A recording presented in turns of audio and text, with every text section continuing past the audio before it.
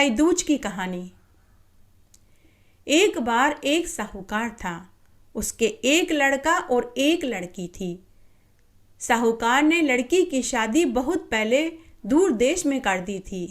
साहूकार का लड़का छोटा था। उस बात को 15 बरस बीत चुके।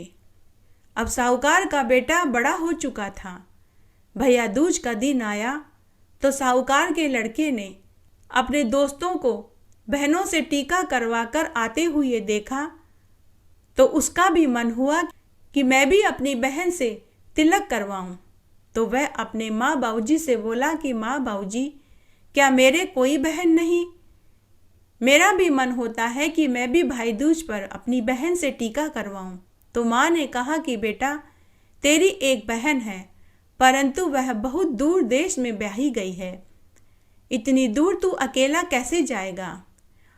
साथ ही बेटा, तेरी बहन का स्वभाव भी अच्छा नहीं है, इसलिए मैंने शादी के बाद उसे कभी नहीं बुलाया। साहूकार का बेटा बोला कि नहीं माँ, मैं अपनी बहन के यहाँ तिलक करवाने जरूर जाऊंगा। साहूकार का बेटा अपनी माँ से अपनी बहन के ससुराल का पता पूछकर अपनी बहन से तिलक करवाने के लिए चल पड़ा। पुराने जमाने में एक स्थान से दूसरे स्थान पर जाना होता था तो या तो बैलगाड़ी पर या ऊंट गाड़ी पर जाते थे या फिर पैदल पैदल जाते थे।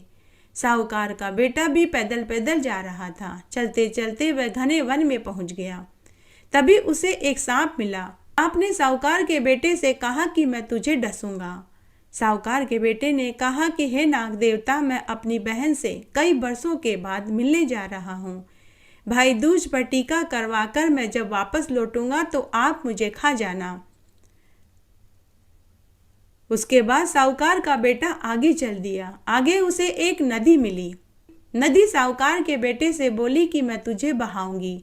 साहूकार के बेटे ने नदी से कहा कि हे गंगा मैया, मैं अपनी बहन से कई बरसों के बाद मिलने जा रहा हूँ। भाई दूज पर उसे टीका करवा के जब वापस लौटूंगा तो आप मुझे डुबो देना।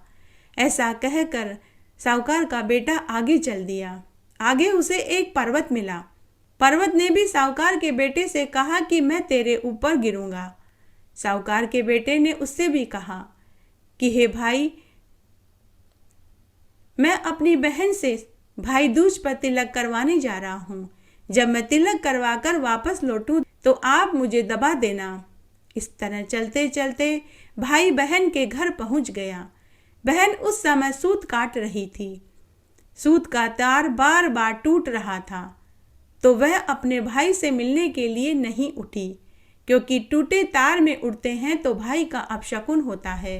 भाई दरवाजे पर आकर खड़ा हो गया, लेकिन बहन ने अपने भाई की तरफ देखा भी नहीं, क्योंकि बहन को शगुन और अपशगुन का पूरा ज्ञान था। भाई सोचने लगा कि माँ बाबूजी सच ही कहते थे कि बहन का स्वभाव बड़ा ही कठोर है। मैं इतने बरस बाद इतनी दूर से बहन से मिलने आया हूँ, लेकिन बहन तो मिलने के लिए उठ ही नहीं रही, न मुझसे बात कर रही है, न ही पानी की पूछ रही है। भाई ने अपनी बहन से कहा कि बहन, रुकूं या चला जाऊं, लेकिन बहन कुछ नहीं बोली। तो भाई वापस अपने घर की ओर जैसे ही मुड़ा तो सूत का तार जुड़ गया। बहन झट से अपने भाई से मिलने के लिए उठी और बोली कि भाई, सूत का तार बार बार टूट रहा था। टूटे तार में उठने पर भाई का अपशकुन होता है, इसीलिए नहीं उठी। बहन की बात सुनकर भाई बहन गले मिले। बहन अपने भाई को लेकर घर आई। भाई को बैठाकर दौड़ी दौड़ी पड़ोसन से पूछने लगी कि बहन, यदि कोई प्यारा मेहमान घर आए तो क्या करना चाहिए? पड़ोसन उससे चिढ़ती थी। उसने कहा कि घी में चावल बना दे और तेल का चौका लगा दे। बहन तो अपने भाई से मिलकर बावली हो चुकी थी। उसने पड़ोसन के कहे अनुसार ही किया। न तो चावल रंध रहे थे, न ही चौका सूख रहा था कि तभी भाई ने कहा कि बहन, बहुत भूख लगी है। तब बहन ने पड़ोसन वाली बात बताई तो भाई ने कहा कि बहन, तेरी पड़ोसन ने तेरे साथ मजाक किया है। तू पानी में ही चावल बना और पानी का ही चौका लगा। तब बहन ने ऐसा ही किया। उसके बाद बहन ने अपने भाई को चावल में खूब सारा घी बूरा डाल कर के खिलाया। तब भाई ने अपनी बहन से कहा कि बहन, मेरे साथ कुछ दिनों के लिए माँ बाबा से मिलने के लिए घर चलो। तब बहन ने मना कर दिया और बोली कि भाई, मुझे तो बहुत काम है, मैं फिर कभी आ जाऊंगी। उसके बाद रात्रि में भाई सो गया। सुबह जल्दी उठकर बहन ने अंधेरे में ही चक्की में आटा पीसा और चूरमे के लड्डू बनाए। जब बहन अंधेरे में चक्की में आटा पीस रही थी तो सांप भी आटे के साथ पिस गया। तब बहन ने लड्डू बनाए। 4 लड्डू उसने अपने बच्चों के लिए रख लिए और 4 लड्डू अपने भाई के पल्ले बांध दिए। भाई लड्डू लेकर अंधेरे में ही अपने घर की ओर चल दिया। दिन निकला तो बच्चों ने अपनी माँ से भोजन मांगा तो माँ ने कहा कि बेटा, मैंने तुम्हारे मामा के लिए चूरमे के लड्डू बनाए थे, उनमें से 4 लड्डू बचे हुए हैं, तुम उन लड्डुओं को खा लो। बच्चों ने लड्डू को देखे तो लड्डू लाल लाल थे। बच्चों ने अपनी माँ से कहा कि माँ, ये लड्डू का रंग लाल लाल क्यों है? बहन ने लड्डू को देखा तो उसका माथा ठनका। उसने अपने बच्चों के हाथ में से लड्डू लिए, चक्की के पास देखने गई तो उसे वहां सांप के अवशेष मिले। तो वह समझ गई कि उसने अंधेरे में आटा पीसा था तो उसमें सांप भी पिस गया। उसने लड्डुओं को खड्डा खोद कर जमीन में गाड़ दिया और बच्चों को अपनी सास के पास छोड़कर अपने भाई को बचाने के लिए दौड़ पड़ी। उसने दूध चूल्हे पर छोड़ा, साई सेज में छोड़ा, पूत पालने में छोड़ा और अपने भाई को बचाने के लिए दौड़ पड़ी। वह बीच बीच में सबसे पूछती जा रही थी कि तुमने मेरे भाई को जाते हुए देखा क्या? कि तभी एक ग्वाले ने बहन से कहा कि बहन, मैंने तेरे भाई को उस तरफ जंगल की ओर जाते देखा है। बहन जंगल की तरफ भागकर गई तो उसने देखा उसका भाई एक पेड़ के नीचे आराम कर रहा था। बहन ने भाई से कहा कि भाई, मैंने तुझे लड्डू दिए थे, वो खाए तो नहीं ना? तो भाई ने कहा कि नहीं, मैंने वे लड्डू उस पेड़ पर टांग रखे हैं। बहन ने लड्डू उतारे और वहीं खड्डा खोद कर गाड़ दिया। तब बहन ने अपने भाई को पूरी बात बताई। बहन ने भाई से कहा कि भाई, संकट के बादल तो तेरे ऊपर अभी से ही मंडरा रहे हैं। भाई, मैं तुझे घर तक सुरक्षित छोड़ने चलूंगी। तब दोनों बहन भाई घर की ओर चल दिए। आधे रास्ते में बहन को प्यास लगी तो वह अपने भाई से पानी मांगने लगी। भाई ने कहा कि बहन, तू यहाँ बैठ, मैं पानी लेकर आता हूँ। परंतु बहन नहीं मानी। बहन ने कहा कि भाई, तू बैठ, मैं पानी पीकर आती हूँ। डूंगर के पीछे बहन ने खुड़का सुना तो बहन पहाड़ी के ऊपर चढ़ी। बहन पहाड़ी के ऊपर चढ़कर पानी का स्रोत ढूंढने लगी कि तभी उसे पहाड़ी के नीचे एक बुढ़िया माई बैठी दिखाई दी, जो कुछ सिल्ला से घड़ रही थी।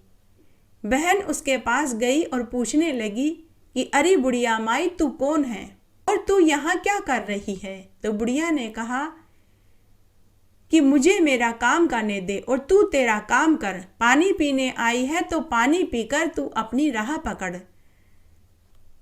तब बहन ने हट पकड़ ली और बोली कि जब तक बताओगी नहीं तब तक पानी नहीं पीऊंगी। बुढ़िया ने कहा कि एक साहूकार का बेटा है, उसका शीघ्र ही ब्याह होगा और वह लड़का ब्याह में मर जाएगा। उसका काल उसके ऊपर घूम रहा है। यह सिल्ला सुहागरात को उस पर जाकर गिरेगी। तब बहन ने कहा कि इसे कैसे टाला जाए? तो बुढ़िया माई ने कहा कि अगर कोई दूर की बहन, बेटी, बुआ, भतीजी हो, सुहागरात में उसके साथ सोए और जब ये सिल्ला उसके ऊपर गिरे तो वह उसे झेल ले तो भाई बच सकता है। बहन ने सोचा कि यह बुढ़िया माई तो मेरे ही भाई की बातें कर रही है, इसका मतलब है कि मेरे भाई की जान खतरे में है। बहन ने पूछा कि बुढ़िया माई, तू कौन है? बुढ़िया माई ने कहा कि मैं तो बेमाता हूँ, मैं तो लेख लिख रही हूँ। इस समय उस साहूकार के बेटे के लेख लिख रही हूँ। बहन ने पूछा कि क्या क्या लेख लिखा? तो बेमाता ने कहा कि साहूकार के बेटे के ऊपर 7 घात आएंगे, उनसे बच गया तो सुहागरात को उसके ऊपर सिल्ला अवश्य गिरेगी जिससे मर जाएगा। बहन ने पूछा कि वह कौन से उपाय हैं जो करे जाए तो वह बच जाए। तो बेमाता ने कहा कि अगर उसकी कोई दूर की बहन, बेटी, बुआ, भतीजी हो, वह उसके विवाह में उल्टे सीधे नेक करे, भाई को गालियां निकाले और करड़ कोसे, बारात में 7 जाए, सुहागरात में 7 सोए, 7 सोने से 3 सिर और 6 टांग होने से यह सिल्ला नहीं गिरेगी, किसी धोबन के बर्तन मांजे, जूठन साफ करे और उनसे भाई भतीजों के अमर होने का आशीष लेवे तो वह बच सकता है।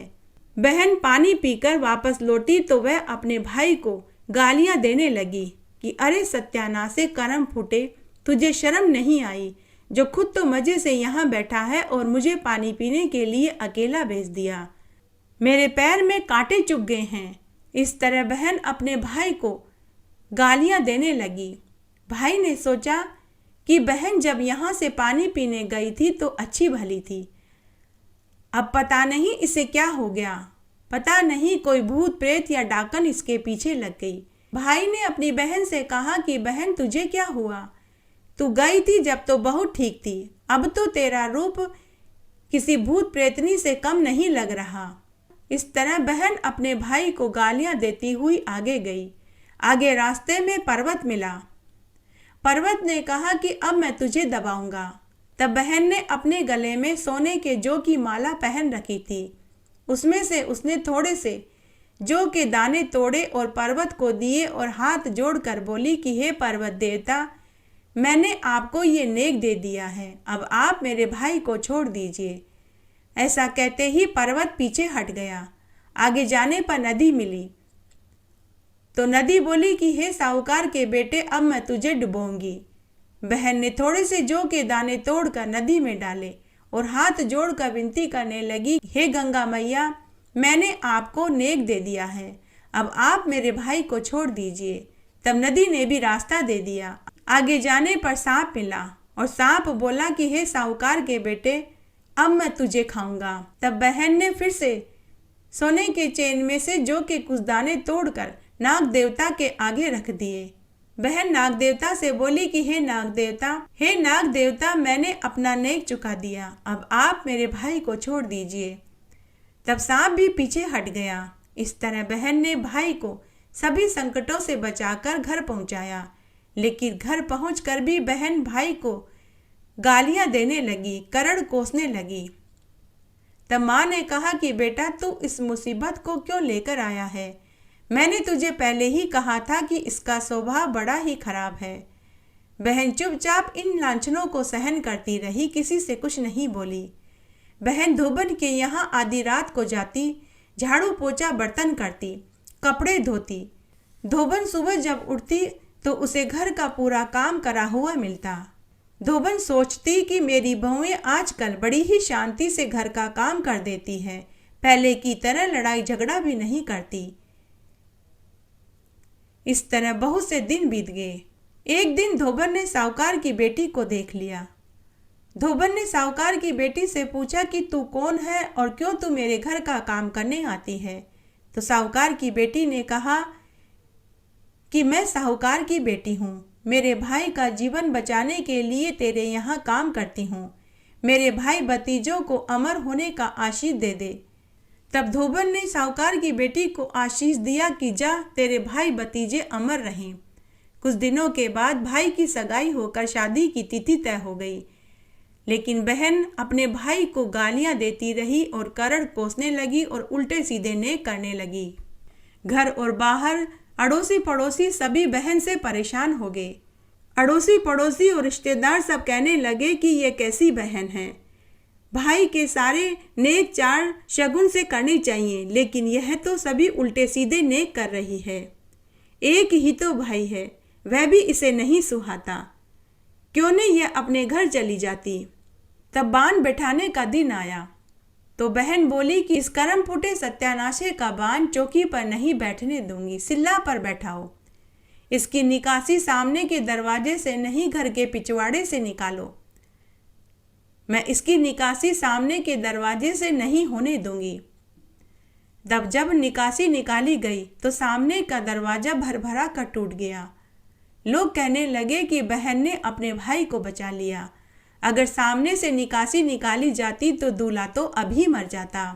उसके बाद बारात रवाना होने लगी। बहन ने फिर से जिद पकड़ ली कि मैं भी बारात में जाऊंगी। तब माँ ने और गांव की औरतों ने बहन को बहुत समझाया कि हमारे यहाँ औरतें बारात में नहीं जाती, लेकिन बहन नहीं मानी। उसके बाद बहन कुंवार के यहाँ से मटकी लेकर आई, पिनारे के यहाँ से तात लाई, बारात के साथ चलने लगी। जब बारात रास्ते में विश्राम करने के लिए बड़ के पेड़ के नीचे बैठी तो बहन ने किसी को भी बड़ के पेड़ के नीचे विश्राम करने नहीं दिया।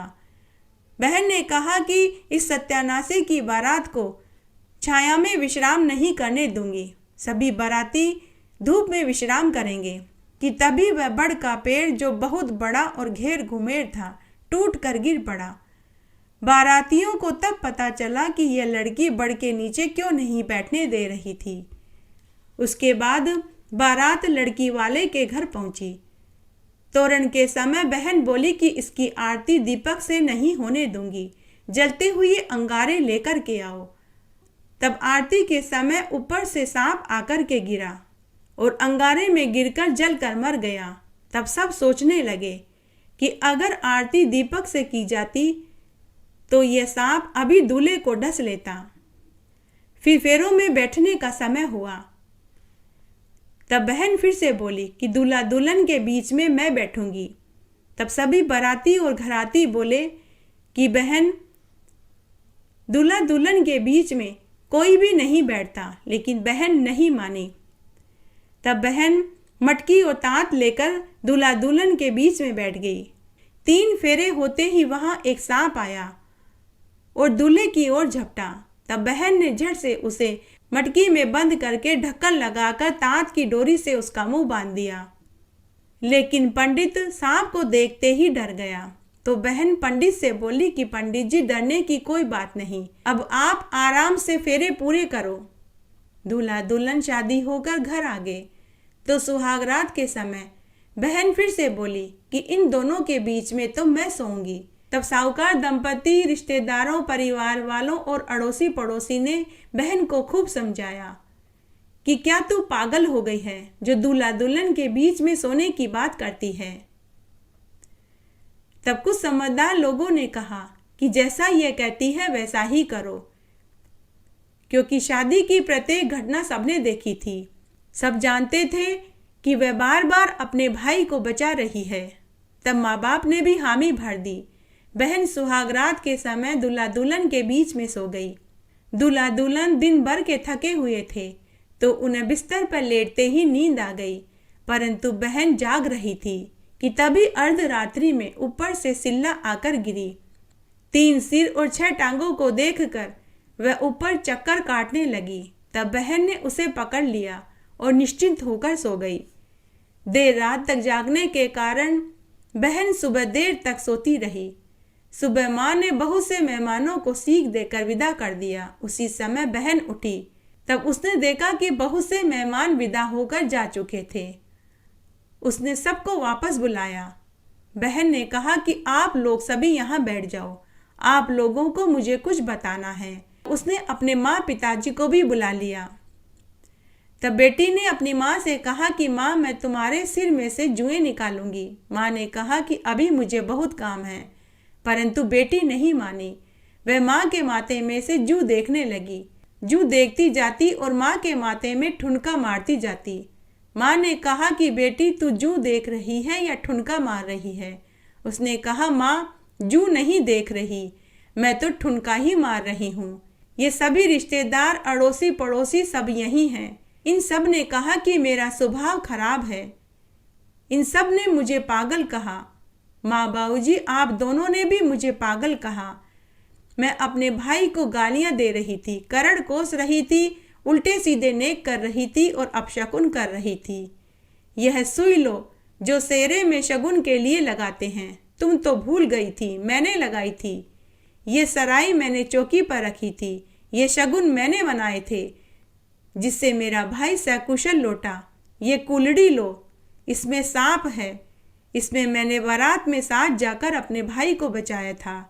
सुहागरात को भाई और भाभी के ऊपर सोते समय तुम सब ने मुझे पागल कहा था। यह वह सिल्ला लो, यह उस दिन भाई भाभी के ऊपर आकर गिरने वाली थी। इसी से बचाने के लिए मैं भाई भाभी के साथ सुहाग रात को सोई थी। भाई भाभी के जीवन की रक्षा के लिए मैंने साई सेज में छोड़ा, पूत पालने में छोड़ा, गाय गुआड़े में छोड़ी, भैंस बाड़े में छोड़ी, छाछ बिलोवने में छोड़ी और घर पड़ोसन के भरोसे छोड़कर चली आई। अब मैं अपने घर जाती हूँ। मेरे घर में काम अधूरे पड़े हैं।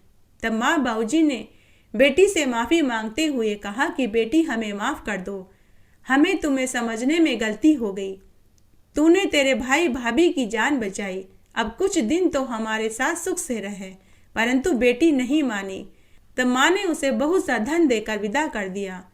इस कहानी को भाई दूज के दिन जो बहनें कहती सुनती हैं, उनके भाई की उम्र बढ़ती है, भाई की रक्षा होती है।